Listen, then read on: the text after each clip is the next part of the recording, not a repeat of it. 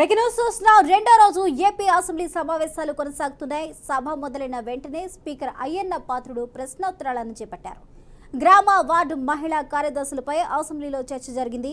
మహిళా కార్యదర్శుల విధి నిర్వహణలో స్పష్టత ఇవ్వాలని ఎమ్మెల్యే కూన రవికుమార్ కోరారు. వారికి జాబ్ చార్ట్పై స్పష్టత ఇవ్వాలని ఎమ్మెల్యేలు తంగిరాల సౌమ్య, మాధవిరెడ్డి కోరారు. ఇక 1998 డిఎస్సి బాధితులపై విష్ణుకుమార్ రాజు ప్రశ్నించారు. విష్ణుకుమార్ రాజు ప్రశ్నకు మంత్రి లోకేష్ సమాధానిచ్చారు. 1998 డిఎస్సి బాధితుల్లో కొందరికి పోస్టులు ఇచ్చామని చెప్పారు. ఇంకా 600 ఖాళీలు ఉన్నాయని త్వరలో భర్తీ చేస్తామంటూ స్పష్టం చేశారు. లీగల్ సమస్యలు రాకుండా డిఎస్సి నోటిఫికేషన్ ఇచ్చి వచ్చే ఏడాది పూర్తి చేస్తామని మంత్రి నారా లోకేష్ సమాధానం చెప్పారు.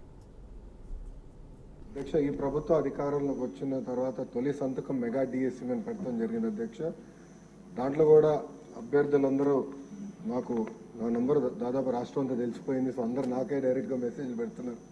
దాంట్లో ప్రధానంగా టెట్ ఏర్పాటు చేసి టెట్ తర్వాత డిఎస్సి పెడితే బాగుంటుందని కోరటం జరిగింది. దాంట్లో భాగంగా మీరు చూస్తే టెట్ నిర్వహించాము. దాని తర్వాత ఇప్పుడు డిఎస్సి కూడా త్వరలోనే మేము నోటిఫికేషన్ కూడా ఇవ్వబోతున్నాం అధ్యక్ష. దాంట్లో 16,000 పైచిలక పోస్టులు మళ్ళీ భర్తీ చేయబోతున్నాం అధ్యక్ష.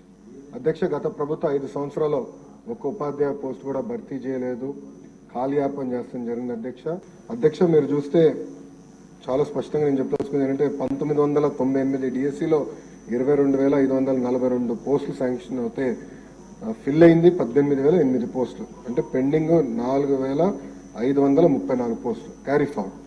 దాంట్లో 3,939 పోస్టులు ఎంటీఎస్ ద్వారా అపాయింట్మెంట్ అయింది. మిగిలింది 595 పోస్టులు అధ్యక్ష. ఫస్ట్ ఆ నెంబర్ వస్తాం అధ్యక్ష.